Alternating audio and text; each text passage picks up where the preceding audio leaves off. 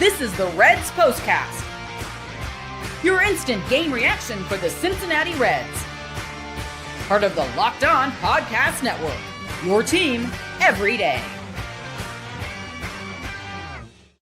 Good afternoon, Reds fans, and welcome to another edition of the Locked On Reds POSTCAST, brought to you by Locked On Reds and the Locked On Podcast Network, your team every day. I'm Tim Daniel. I am a lifelong Cincinnati Reds fan. I've been podcasting about this team for 5 years at publications such as Late Night Reds and the Riverfront, and I want to thank you all for spending some time with me as we can finally discuss the Cincinnati Reds pulling off a much-needed 7-4 win today over the St. Louis Cardinals. If you were just checking my show out tonight for the first time, wow, I am way off. Welcome. We are so glad to have you here. Please be sure to hit that notification button so you can not only get my show after each and every single Reds game, but you can get Jeff Carr and Stephen Offenbaker Monday through Friday on Locked On Reds as well.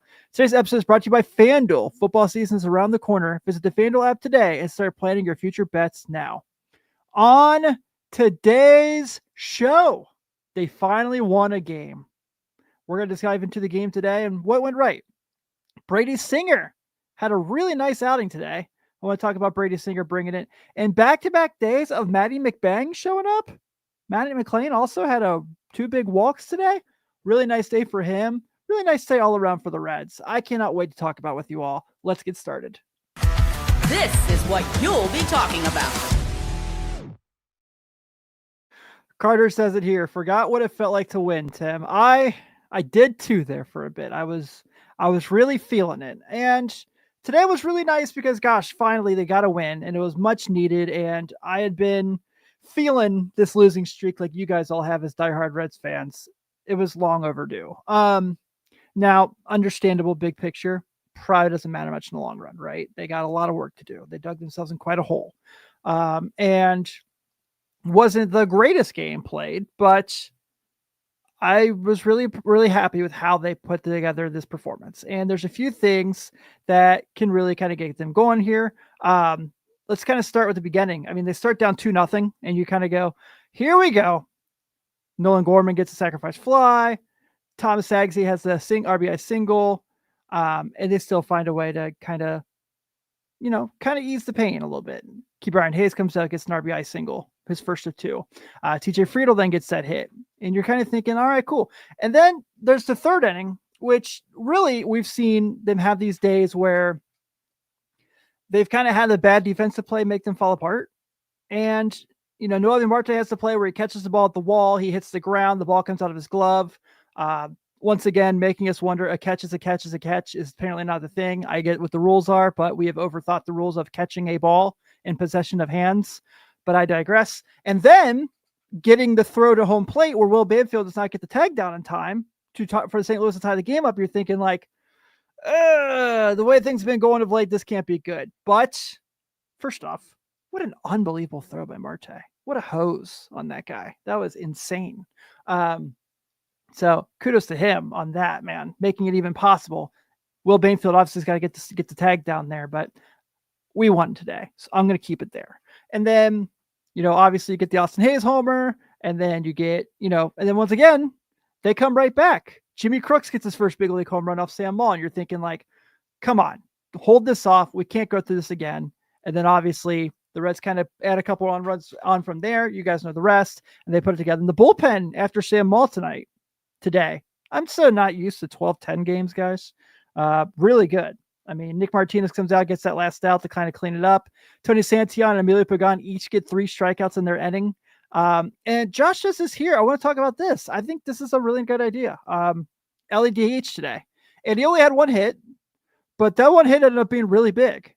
First off, just kind of a blooper, like a looping liner into shallow left field, and he turns it on a double. Obviously you can say St. Louis wasn't in position, but most other guys are probably still throwing out at second there. So it's nice to see him put his speed back on as well. Hopefully for Ellie, that's the start of kind of getting going again. He had, we talked about it on Friday. Had 2 really good at-bats, 2 really good hits. And so hopefully we're kind of seeing him go again. Obviously I still prefer that he doesn't play every single day right now. But he is swinging the bat a little better. And yes, maybe him being there again and DHing maybe helps a little bit. Johnny says, it's nice to hear you upbeat again, Tim. It's been a while. I apologize for my feeling of fandom those couple days there, guys. I unfortunately am realizing more and more I care way too much about the Cincinnati Reds, and I probably need to evaluate this in the offseason.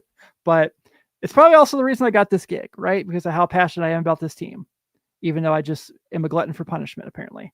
But just all around, huge day for the Reds. Obviously, a lot to go to there as well.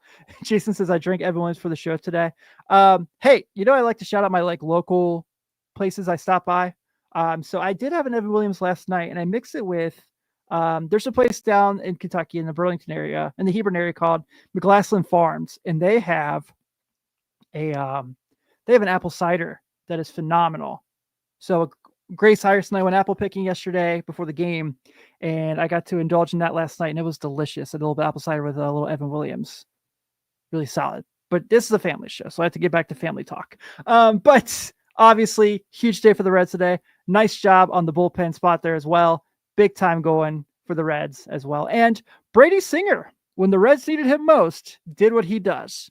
Picked it up. Let's talk about him more right after this.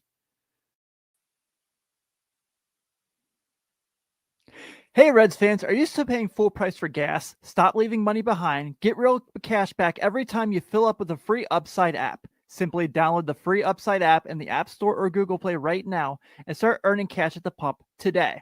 Use my limited time promo code SEASON and get an extra 25 cents back per gallon on your first fill up. You can make up to $300 a year just from buying the gas you already needed. At first, I thought it was too good to be true, but it's totally legit. Real people are getting paid just to make their daily commutes, and you can too. Plus, you can cash out anytime to your bank account, PayPal, or an e-gift card for Amazon and other brands. Don't let this offer drive on by. Download the free Upside app now. Use my limited time promo code SEASON for a limited time 25 cents per gallon bonus. That's promo code SEASON. Offers vary by user and location. Go to upside.com for terms and conditions. The NFL season is almost here, and FanDuel is making sure you're ready for kickoff with a can't-miss offer. Right now, new customers can bet just $5, and if your bet wins, you'll get $300 in bonus bets to use across the app. I've been using FanDuel because it fits however you like to bet. Player props, building a same-game parlay, or even jumping in live as the action unfolds. It makes every game more exciting, whether you're watching your team or just keeping an eye on your fantasy lineup. It's a quick, easy, and best way to add a little more energy to Sundays. Or like tonight's Sunday, Notre Dame and Miami. I like Eli Raridan of the Irish, the tight end, and anytime touchdown plus 450. So, are you ready to play? Download the FanDuel app now by visiting FanDuel.com to get started. That's FanDuel.com to place your bet. Place your first $5 bet.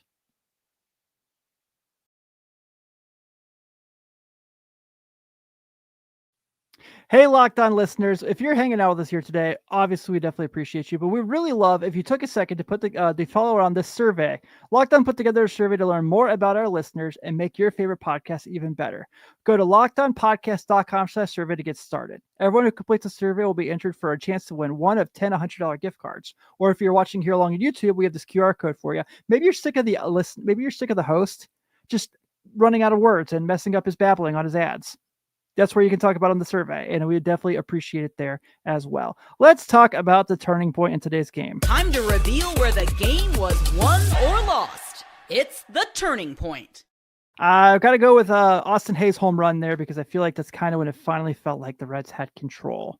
That puts them up a couple runs and gives them 5 runs in the day. Obviously, we know, like I said, St. Louis has come back, but keep Brian Hays and Matt McLain add to it. And Matt McLain, we're going to talk about in the next segment as well. But Brady Singer today. Lonnie says it here. Brady Singer could have had a shutout. He was that good today. Just had a little bit of as we've seen, some defensive issues behind him. Plays not being made behind him, and he just battled through it all. As he's continued, he just finished off an incredible August. So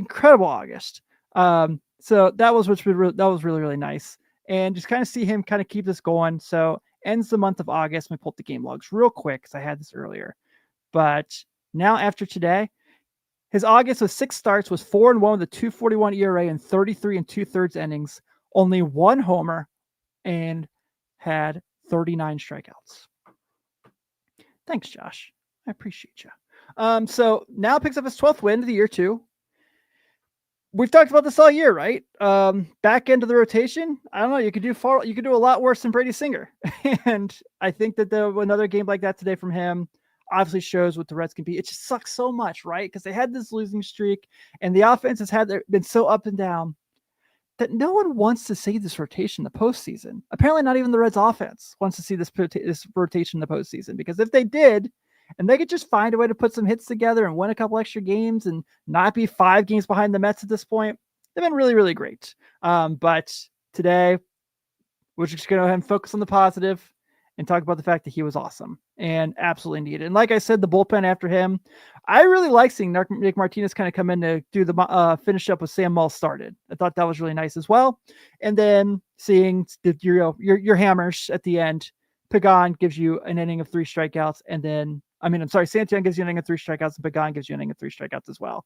So awesome day for the Reds on the pitching side of things as well. And it was really, really awesome to see. I love what they've gotten from Brady Singer. I know his arbitration's coming up soon. He's a guy I'd want to keep in Cincy. He's a guy I'd really want to keep in Cincy. And those of us who are still, for some reason, scoreboard watching, even though we hadn't had a win in a long time, the Marlins are currently up 5-0 on the Mets in the top of the 6th inning. So hopefully the Fish can keep doing us a favor there as well. Matt McLain, the last couple of days, has seemed to kind of found a little something. I think we're going to have to dive into this, because are we seeing the return of Matty McBang? This episode is brought to you by PrizePicks, the daily fantasy app where making the right call can actually pay off. You and I make decisions every day, but on PrizePicks, being right means cashing in. With football back, PrizePicks is the simplest and fastest way to get on the action. Just pick more or less on your 2 to 6 player projections, and you can turn your takes into real prizes all in less than 60 seconds. I've been playing PrizePicks lately, and it's been such a fun way to stay locked in for the season. It's quick, easy, and honestly my favorite way to follow along with football.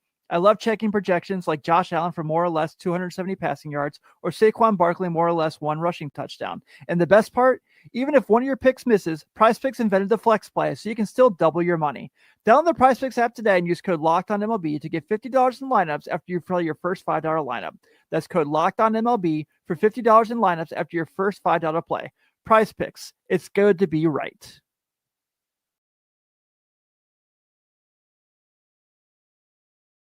As always, got to show love to our everydayers here on the Postcast. It's so nice to have you all here. Please be sure to hit that notification button if you want to become an everydayer of the Postcast. You can not only get my show after each and every single Reds game, but you can get Jeff and Steve Monday through Friday on Locked On Reds. You can also get our shorts that we do here on YouTube. And if you can't follow us along here on YouTube, you can also follow us along your podcast app of choice. We are on all of them. And if you're not on one, let Jeff know, because he'll find a way to get us on that one. And folks, I didn't think I'd be saying this anytime soon, but we can finally say that Matt McLain is our Locked On Player of the Game. This is the Locked On Player of the Game. Now, before someone argues with me in the chat, yes, there are people more deserving. I agree. But today, he just showed that simmer of hope and that simmer of life today. I know he had a strikeout. 2 walks and a homer today, playing his natural shortstop position. I felt like this was a day that Matt McLain really needed, and the Reds really needed to as well, obviously. But to see Matt McLain just kind of find that power swing again the last couple of days, obviously homered yesterday, gets that homer at the end of the game today to kind of just put this game out of reach for the Cardinals. Fantastic to see. And I know it's just been this really, really irritating year for him, but now he might be putting something together here. I don't know. He's hitting 278 in his last 7 games with a 350 on base and a 611 slugging. So that's his last 7. So maybe, just maybe, Matt McLain is finding his stride again, because that would just help the Reds go a long way, whether he's hitting 2nd, whether he's hitting 9th, whether he's hitting 8th, wherever it is. If they can just kind of give us that little bit of Matt McLain that we saw in 2023 again, I really think we can have. I don't know if he'll ever be a 290 hitter ever again, but could he be like a 255 to 260 hitter? I don't think anyone here in this chat thinks that's impossible. A 260 guy who can potentially be a 2020 guy. I think we all feel like that's certainly something in his wheelhouse. And today we got to see little glimmers of that as well. So it was absolutely nice to see. And of course, got to shout out the Hays and Hays crew. Austin Hays with a homer today. Been swinging the bat real nice of late. Been nice to see, because obviously there for a long time, it was really bad. His last 15, he's got a 345 on base with a 528 slugging. So that's been huge. And Brian Hays continues to keep doing big things for the Reds. Hasn't been super great offensively his last 7 games, but today, last 3 days, he's been really, really good. So been nice to see them get that from their third base. And obviously we know what he does defensively each and every day. And Josh asked this earlier, and I didn't see it. But I did not realize that Emilio Pagan switched his walkout music from Cody Rhodes to Roman Reigns. So with that, I will say one simple thing, Josh. Doesn't fit my camera, but you know what I'm getting at. Joshua Seawack is right here too as well. It's still evil that Sal isn't up. Yes, I completely agree. Isn't there a beautiful thing about having a designated hitter that you can use 9 guys to bat and not 8? I think Sal Story, you can find a place for him in that circumstance. But the Reds are winners today, 7-4 at GABP, and it's so darn nice to be able to say that.